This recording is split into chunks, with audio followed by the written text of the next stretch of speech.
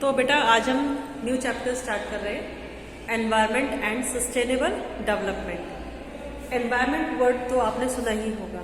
Environment means पर्यावरण, हमारे आसपास की जो सब चीज़ें हैं जिन पे हम डिपेंड हैं, हवा, धूप, पानी, ये तीन मेन चीज़ें हैं। अगर ये हमारे आसपास अवेलेबल ना हो तो शायद ही हम लोग सरवाइव कर पाए इस अर्थ के ऊपर।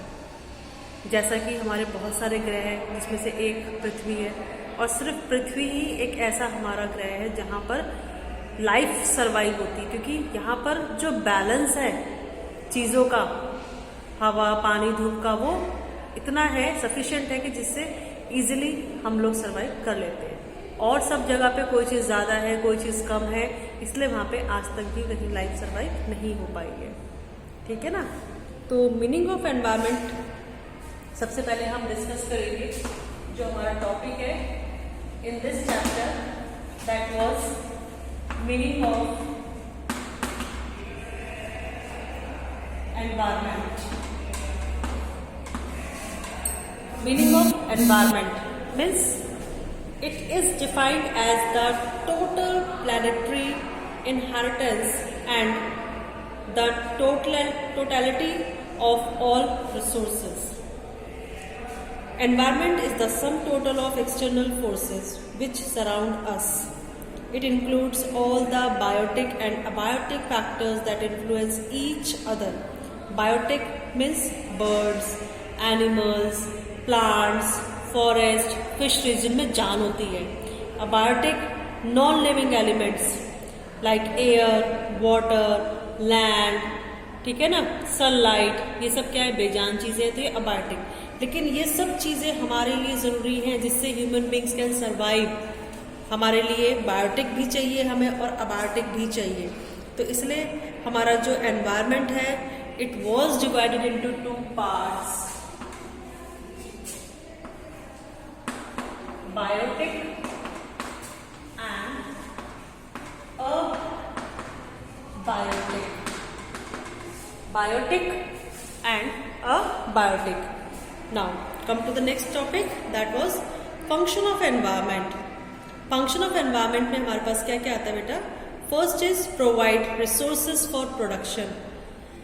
एनवायरनमेंट जो है उसमें दो टाइप के रिसोर्सेज अवेलेबल होते हैं, रिन्यूएबल और नॉन रिन्यूएबल रिसोर्सेज, जो कि आपने क्लास 9, 10 और 7th 8th क्लास में पढ़ा होगा in the geography.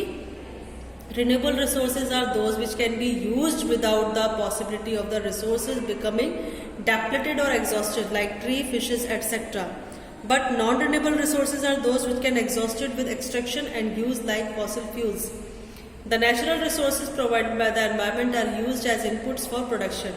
Renewable resources तो वो होते हैं जिनमें हमें मतलब कोई ये नहीं है कि दोबारा नहीं मिलेंगे, वो अगर खत्म हो जाता फिर दोबारा हम उन्हें इजीली जनरेट कर सकते हैं। बट नॉन रिन्यूएबल रिसोर्सेज अगर एक बार खत्म हो जाते हैं तो उनको दोबारा से रीजनरेट करना is not a very easy task. और कुछ नेचुरल रिसोर्सेज है those we are using for the production function.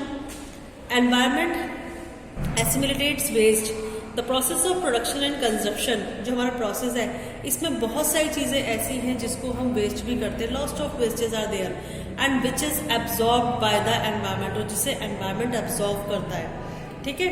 Environment sustains life, some basic necessities of life क्या है, सन, सॉइल, वाटर, एयर, ये सब हमारा पार्ट ऑफ एनवायरमेंट है। और अगर ये चीज़ हमारे यहाँ प्रॉपर रेशियोज में अवेलेबल नहीं होगी तो हम सोच भी नहीं सकते अपनी लाइफ सर्वाइव करने के बारे में।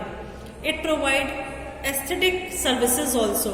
Environment includes land, forest, water bodies, rainfalls, air, atmosphere etcetera. People enjoy the scenic beauty of these elements like that of hill station. Such elements help in improving quality of life also. Fine. फिर next हमारा आता है environmental crisis. Environmental crisis क्या होते हैं? Environmental crisis मतलब when the situations are fail to perform their functions in a proper manner, तो that is called environmental crisis. The rising population of developing countries and affluent consumption and production put huge stress on environment. हमारे यहाँ जैसे हमारा India का example लो, India में जितने भी resources available है उन रिसोर्सेज के हिसाब से पॉपुलेशन बहुत ज़्यादा है, कंजप्शन बहुत ज़्यादा है, इतना प्रोडक्शन नहीं है, जिसकी वजह से एनवायरमेंट क्राइसिस की सिचुएशन आ रही है। फॉरेस्ट पेड़ जंगल काटे जा रहे हैं, पेड़ काटे जा रहे हैं। क्यों? क्योंकि जब लोग हैं तो रहेंगे भी, घर चाहिए रहने के लिए, तो फॉरेस्ट्री खत्म हो रही है, डिफॉरेस्टेशन बहुत ज़्यादा हो रहा है, जिससे जो मिट्टी है उपजाऊ मिट्टी खत्म होती जा रही है। उपजाऊ मिट्टी कैसे होती है भाई? फॉरेस्ट की जड़ें होती है, पेड़ों की जड़ें होती है, वो मिट्टी को पकड़ के रखती है। हम पेड़ ही काट देंगे तो मिट्टी को कौन पकड़ेगा? बारिश आएगी, तेज बारिश आएगी, जो उपजाऊ मिट्टी होती है, जो ऊपर ही होती है, पूरी तुरंत बहती चली जाएगी।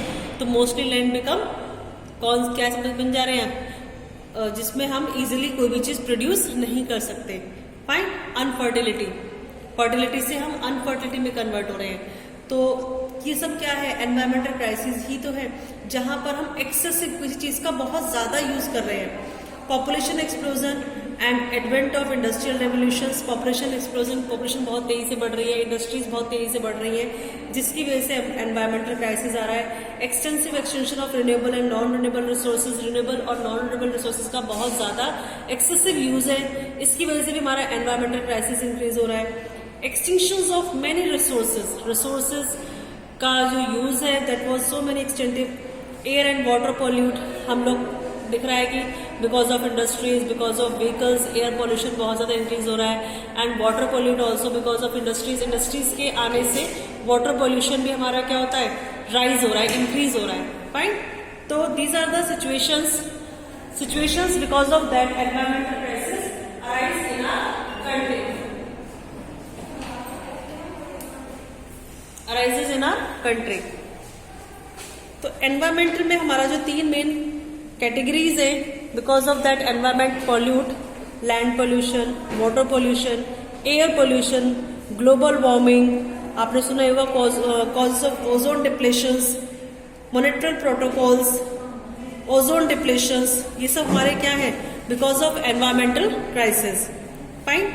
तो इन सब का ब्रीफ डिस्क्रिप्शन हमारा है, जिसमें हम डिस्कशन करेंगे about the environmental degradation in our next video.